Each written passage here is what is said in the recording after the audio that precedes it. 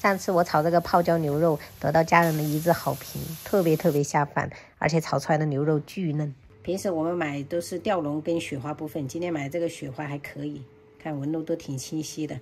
然後洗乾淨過後，用廚房紙把表面的水分給它吸乾，等一下它就避免就是出水炒的時候。我們炒這個紋路先給它改一下刀哈，喜歡吃碎一點的也可以像這樣子再对半切，就是紋路一定要是這樣子的。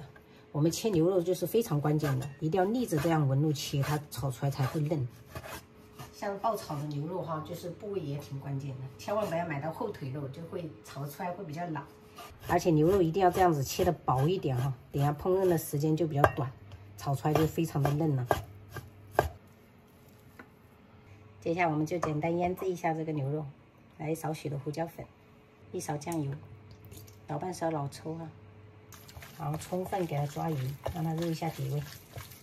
像平時這種小炒牛肉可以不加澱粉，它都會很嫩，所以很考驗牛肉本身的品質好。然後給它醃製個10分鐘。然後接下來我們就準備料頭，大蒜稍微拍破，然後再切末，再切一點蒜白，然後薑片，再來一些小米椒圈。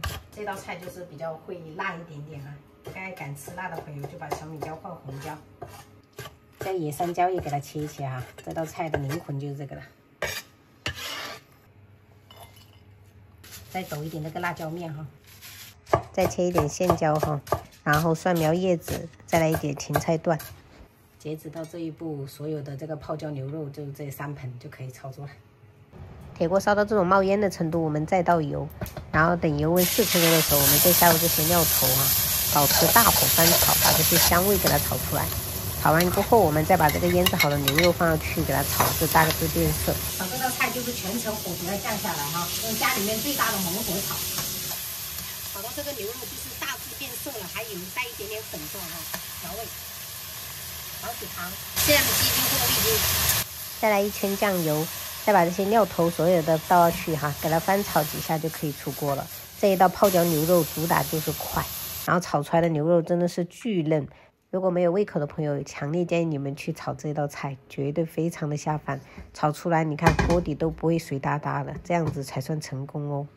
今天做了一道蔥燒豆腐，然後這個是石橄欖排骨湯、泡椒牛肉，還有這個荷蘭豆炒螺片，開吃。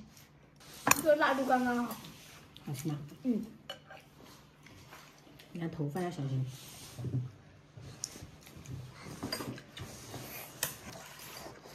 毫不誇張，就這個牛肉我要吃2碗米飯。